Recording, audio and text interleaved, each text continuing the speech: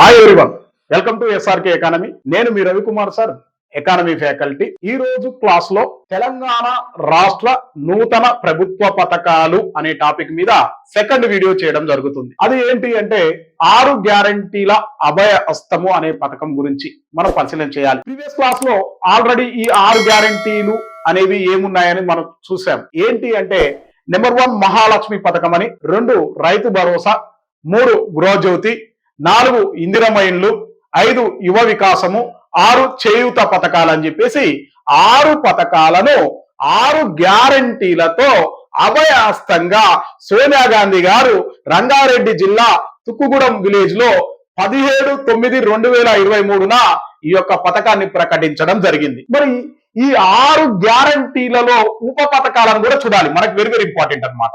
ఇప్పుడు మహాలక్ష్మి పథకం తీసుకున్నాం. ఇందులో 3 ఉప పథకాలు ఉన్నాయి.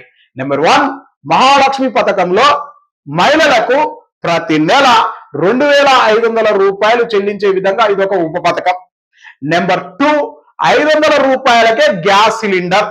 నెంబర్ 3 ఆర్టీసీ బస్సులలో మహిళలకు ఉచిత ప్రయాణం, మహిళలకు కానీ బాలిలకు కానీ ట్రాన్స్జెండర్స్ కానీ. ఇలా మహాలక్ష్మి పథకం గురించి చూడాలి. రెండవది రైతు భరోసా. రైతు బంధు స్థానంలో రైతు భరోసా తీసుకురావాలి. ఇందులో ఏంటి అంటే ప్రతి ఏటా కౌలు రైతుకి ఎకరానికి 15,000 రూపాయలు, అంటే కౌలు రైతులకే కాకుండా రైతులకు కూడా ఎకరానికి 15,000 రూపాయలు చెల్లిస్తారు. అలాగే వ్యవసాయ కూలీలకు 12,000 రూపాయలు, అలాగే వరి పంటకు క్వింటాలకు 500 రూపాయలు బోనస్. ఇలా రైతు భరోసా కార్యక్రమం చూడాలి. ఇక మరొక పథకము 3rd గృహజ్యోతి పథకం. ఇదేంటంటే ప్రతి కుటుంబానికి కూడా ఉచితంగా 200 యూనిట్ల వరకు విద్యుత్తును అందించాలి. ఇది 3rd గృహజ్యోతి పథకం. నెంబర్ 4 ఏంటంటే ఇందిరమ్మ ఇండ్లు. మరి ఇల్లు లేని వారికి ఒకవేళ జాగ లేకున్నా ఇంటి స్థలం ఇచ్చి 5 లక్షల రూపాయల వరకు సొంత ఇంటి నిర్మాణం చేసుకునే విధంగా మరి ప్రభుత్వం కల్పిస్తుంది.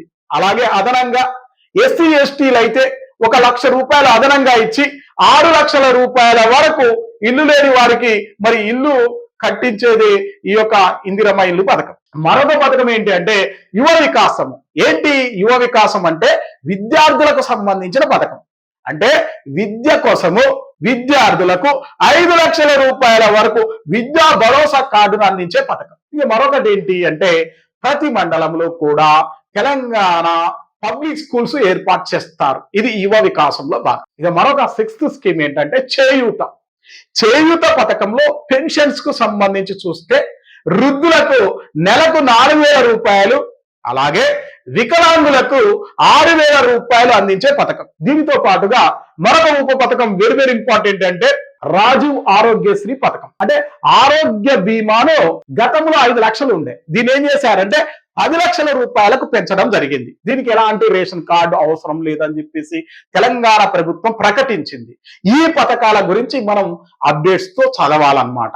అయితే ఈ 6 గ్యారంటీల అభయహస్తం అనే పథకాన్ని సోనియా గాంధీ ప్రకటించిన తర్వాత తెలంగాణ ప్రభుత్వం ఏం చేసిందంటే మరి నాడు కాంగ్రెస్ ప్రభుత్వము ఎలక్షన్స్ రాకముందు తమ మేనిఫెస్టోలో పొందుపరిచింది. అదే విధంగా మరి 7/12/2023న తెలంగాణ ముఖ్యమంత్రిగా యనమల రేవంత్ రెడ్డి గారు ప్రమాణ స్వీకారం చేసిన 2 రోజుల్లోనే మరి మనకి 9/12/2023న 2 పథకాలను మరి అమలు చేయడం జరిగింది అని చెప్పేసి మనం చూడొచ్చు. మరి ఈ 6 గ్యారంటీల అభయహస్తం కోసం ఒక లోగోను పొందుపరిచారు. ఆ లోగో ఎప్పుడు పొందుపరిచారు అంటే 27/12/2023న ఈ లోగోను పొందుపరచడం జరిగింది. ఇది ఇందిరాగాంధీ గారి యొక్క నమూనాతో 6 అనే ఒక నెంబర్ తో ఈ 6 పథకాల గురించి అందులో వివరించడం జరిగింది అనేది మనం చూడాలి. మరి 9/12/2023న 2 పథకాలు అన్నాం. ఒకటి మహాలక్ష్మి పథకం, మరొకటి చేయూత పథకం. ఈ 2 పథకాలను అమలు పరిచారు. మహాలక్ష్మి పథకంలో ఆర్టీసీ బస్సులలో ఉచిత ప్రయాణం అని, చేయూత పథకం అనేదేమో ఇందులో రాజీవ్ ఆరోగ్యశ్రీ పథకం అనేది ఒక ఉప పథకం అండి. ఈ 2 ఉప పథకాలను 9/12/2023న ప్రకటించారు. ఈ స్కీమ్స్ గురించి మనం ప్రీవియస్ క్లాస్ లో చూసాము, ఆ వీడియో చూడండి. ఇక మరొకటి ఇందులో ఇంపార్టెంట్ డేట్ ఏంటంటే ప్రజాపాలన జరిగింది. దేనికోసము మరి ఈ అభయహస్తంలో పొందుపరిచిన 6 గ్యారెంటీలను లబ్ధిదారులు ఎవరైతే ఉన్నారో వారు ఏం చేయాలో అప్లై చేసుకోవాలి. ఎవరైతే అర్హులు ఉన్నారో అభ్యర్థులు అప్లై చేసుకోవాలని చెప్పేసి ప్రజాపాలన ఇవ్వడం జరిగింది. ఆ ప్రజాపాలన కార్యక్రమంలో ఈ డేట్ ఏంటి అంటే డేట్ ఇంపార్టెంట్ అండి. 28 డిసెంబర్ 2023 నుండి 6/1/2024 వరకు ఈ ప్రజాపాలన దరఖాస్తులకు ఈ డేట్ తేదీ ఇవ్వడం జరిగింది. ఈ తేదీ లోపల మరి అభ్యర్థులు ఎవరైతే ఉన్నారో అర్హులైన అభ్యర్థులు దరఖాస్తులు చేసుకున్నారు. ఈ దరఖాస్తుదారులు ఎంతమంది తేలారంటే దరిదాపుగా 1.29 lakhs అంటే 1,29,00,000 మంది మరి ఈ యొక్క 6 గ్యారంటీలకు అప్లై చేసుకున్నారని చెప్పేసి మనకు ఈ యొక్క మధ్యంతర బడ్జెట్ అనేది తెలియజేస్తుంది. అంటే 1.29 లక్షలు అంటే 1,29,00,000 మంది అప్లై చేసుకున్నారు. ఇది 6 గ్యారంటీల దరఖాస్తు. మరి దీనికోసం తెలంగాణ ముఖ్యమంత్రి గారు రేవంత్ రెడ్డి గారు ఒక ఉపసంఘాన్ని ఏర్పాటు చేశారండి. దేనికోసము?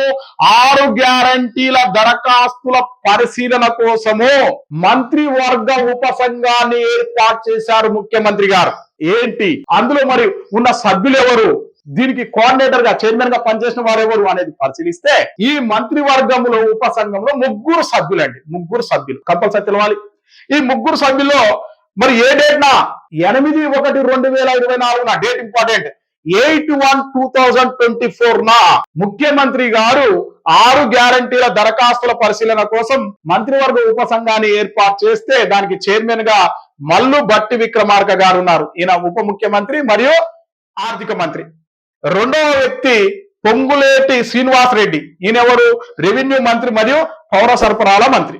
అలాగే మరొక వ్యక్తి డి శ్రీధర్ బాబు గారు, ఈయన ఐటీ శాఖ మంత్రి. ఈ 3 6 గ్యారంటీల దరఖాస్తుల పరిశీలన చేస్తే అందులో 1.29 లక్షల మంది దరఖాస్తుదారులు ఉన్నారని చెప్పేసి తెలియపరిచారు. మరి దీనికి సంబంధించి మనము మరి ఈ యొక్క 6 గ్యారంటీల కోసం బడ్జెట్ లో ఏమైనా ప్రవేశపెట్టామా గమనిస్తే తెలంగాణ గవర్నమెంట్ అంటే నూతన ప్రభుత్వం ఏర్పడ్డ తర్వాత మధ్యంతర బడ్జెట్ ప్రవేశపెట్టిందండి. మధ్యంతర బడ్జెట్ ప్రవేశపెట్టింది అంటే తెలంగాణ ఏర్పడిన తర్వాత మరి ఈ యొక్క మధ్యంతర బడ్జెట్ ఎందుకు ప్రవేశపెట్టాల్సి వచ్చింది అంటే కేంద్ర ప్రభుత్వం కూడా అక్కడ మధ్యంతర బడ్జెట్ ప్రవేశపెట్టింది. ఇప్పుడు ఫిబ్రవరి 1న కేంద్ర ప్రభుత్వం మధ్యంతర బడ్జెట్ ప్రవేశపెడితే ఇక్కడ తెలంగాణ గవర్నమెంట్ కూడా మధ్యంతర బడ్జెట్ ను ప్రవేశపెట్టాల్సి వచ్చింది. ఎందుకు అంటే అక్కడి నుంచి ఎన్ని నిధులు రావాలి, ఆదాయాలు ఏమేమి ఉంటాయి అన్ని కూడా తెలవాలి కదా, దాని గురించి అని. అంటే లోక్సభ ఎలక్షన్స్ జరుగుతున్నాయి, ఎంపీ ఎలక్షన్స్ జరుగుతున్నాయి కాబట్టి దాన్ని దృష్టిలో పెట్టుకొని మధ్యంతర బడ్జెట్ ను ప్రవేశపెట్టాయి ఈ 2 గవర్నమెంట్లు.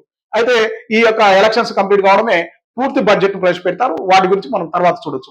అయితే ఇక్కడ 10/2/2024 అంటే ఫిబ్రవరి 10, 2024 తెలంగాణ శాసనసభలో తెలంగాణ ఉప ముఖ్యమంత్రి మరియు ఆర్థిక మంత్రి మల్లు భట్టి విక్రమార్క గారు మధ్యంతర బడ్జెట్ ను ప్రవేశపెట్టారు. మరి ఎంతతో ప్రవేశపెట్టాడు అంటే 2,75,891 కోట్లతో తెలంగాణ మధ్యంతర బడ్జెట్ ను ప్రవేశపెట్టడం జరిగింది. మరి ఇందులో 6 గ్యారంటీల కోసము 6 గ్యారంటీల అభయహస్తం కోసము ఎంత బడ్జెట్ ప్రవేశపెట్టారు? Very very important. 53,196 కోట్ల రూపాయలను ప్రవేశపెట్టారు. మరి తెలంగాణ బడ్జెట్ లో 6 గ్యారంటీల అభయహస్తము ఎంత శాతం కలిగి ఉంది?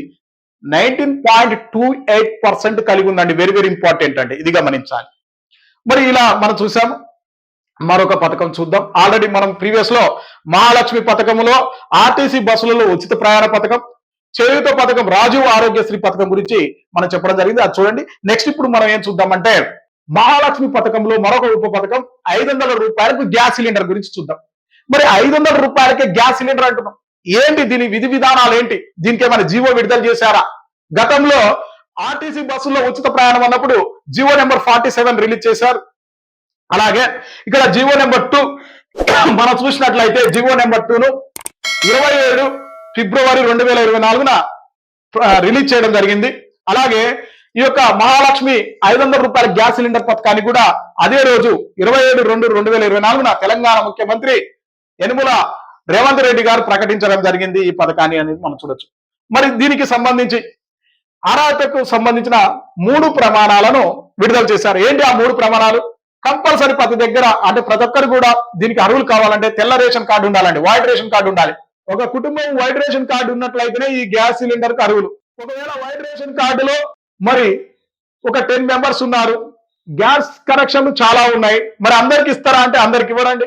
ఎవరైతే గ్యాస్ కనెక్షన్ కలిగి ఉండి రేషన్ కార్డులో మెంబర్ అయి ఉన్నారో వారికి మాత్రమే. అంటే యాక్చువల్ గా కుటుంబ పెద్దకు మాత్రమే అవకాశం కల్పిస్తారు అనేది గమనించండి. ఫస్ట్ నెంబర్ 1 ఏంటి, తెల్ల రేషన్ కార్డు.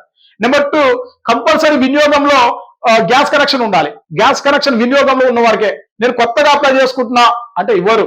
అంటే ఆల్రెడీ నువ్వు ఇది వరకు గ్యాస్ కనెక్షన్ కలిగి ఉంటేనే మరి దీనికి అర్హుడు. మరొక ఏంటి, థర్డ్, ప్రజాపాలన కార్యక్రమంలో దరఖాస్తుదారుడై ఉండాలి. అంటే ప్రజాపాలన కార్యక్రమం పెట్టారు కదా, ఏది 28/12/2023 నుంచి 6/1/2024 వరకు, అంటే దరిదాపుగా 1,29,00,000 మందిలో మనం ఒకరై ఉండాలి. అంటే ఈ 3 ప్రమాణాలను మరి ప్రామాణికంగా తీసుకొని అర్హులను ప్రకటించడం జరిగింది.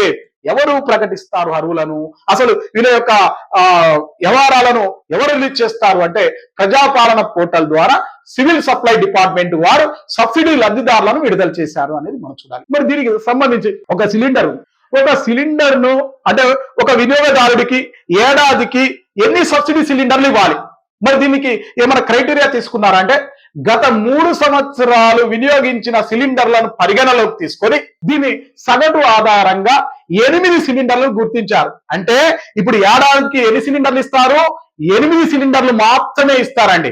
ఈ 8 సిలిండర్లకే 500 రూపాయలకి గ్యాస్ సిలిండర్, మిగిలిన వాళ్ళకి డబ్బులు పే చేయాలి. ఏంటి, ఏడాదికే 8 సిలిండర్లు.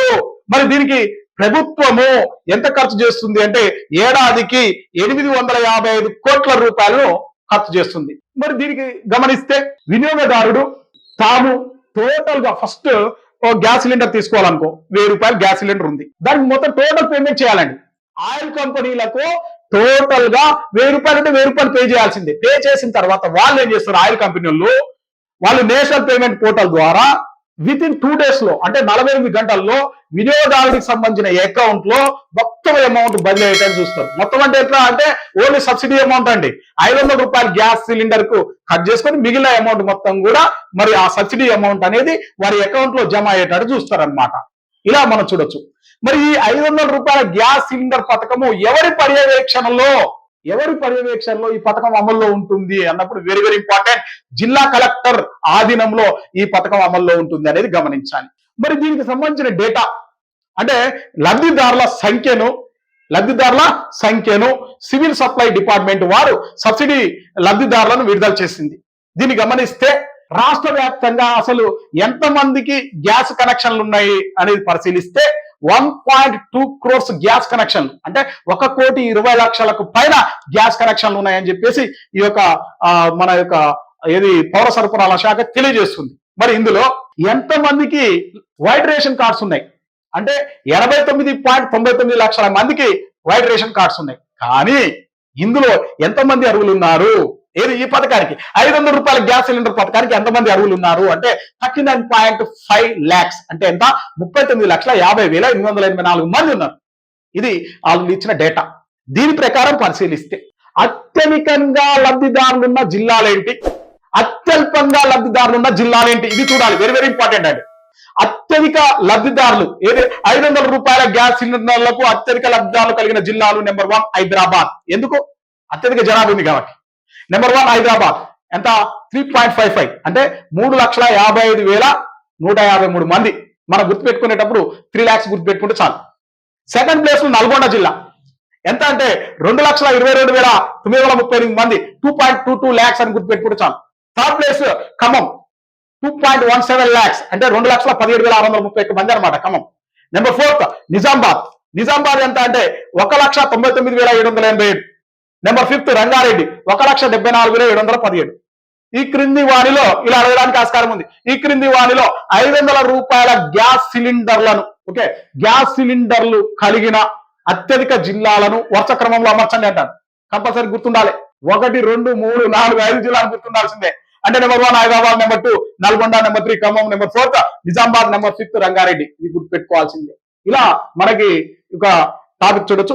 మరొకటి ఏంటి అంటే 500 రూపాయల గ్యాస్ సిలిండర్లు లబ్ధిదారులు అత్యల్ప లబ్ధిదారులు ఉన్న జిల్లాలు చూస్తే, జిల్లాల పరంగా చూస్తే అత్యల్ప అంటే ఏంది, యాక్చువల్గా తెలంగాణలో 33 జిల్లాల్లో అత్యల్ప జనాభా కలిగిన జిల్లా ములుగే కదా. ములుగు జిల్లానే మరి చూస్తే అత్యల్ప లబ్ధిదారులు ఉన్నారు. ఏది 500 రూపాయల గ్యాస్ సిలిండర్లో అత్యల్ప లబ్ధిదారులు ఉన్న జిల్లాల పరంగా చూస్తే 1 ములుగు, అంటే అత్యల్ప లబ్ధిదారులలో ఫస్ట్ ప్లేస్ లో ఉన్నది ములుగు 44,000 మంది. నెంబర్ 2 నారాయణపేట 54,919. నెంబర్ 3 అత్యల్ప చూస్తున్నామండి. నెంబర్ 3 జయశంకర్ భూపాలపల్లి 60,000 మంది. అలాగే నెంబర్ 4 వనపర్తి వచ్చేసి 62,824 మంది. ఇలా అత్యల్ప లబ్ధిదారుల పరంగా కూడా మనం ఈ 4 జిల్లాలను గుర్తుపెట్టుకోవాలి. ఈ విధంగా మనం ఈ యొక్క అప్డేట్స్ చూస్తాం. అలాగే తర్వాత మరొక స్కీమ్ ఏంటంటే గృహజ్యోతి స్కీమ్ ఉంది, అలాగే ఇందిరమ్మ ఇల్లు స్కీమ్ ఉంది. ఈ స్కీమ్స్ మనం నెక్స్ట్ క్లాస్ లో చూద్దాం మరొక వీడియోతో. మీరు మన యొక్క తెలంగాణ ఎకానమీకి సంబంధించి అప్డేట్స్ చూడాలనుకుంటే మన SRK ఎకానమీ ఛానల్ ను సబ్స్క్రైబ్ చేయండి, అలాగే షేర్ చేయండి.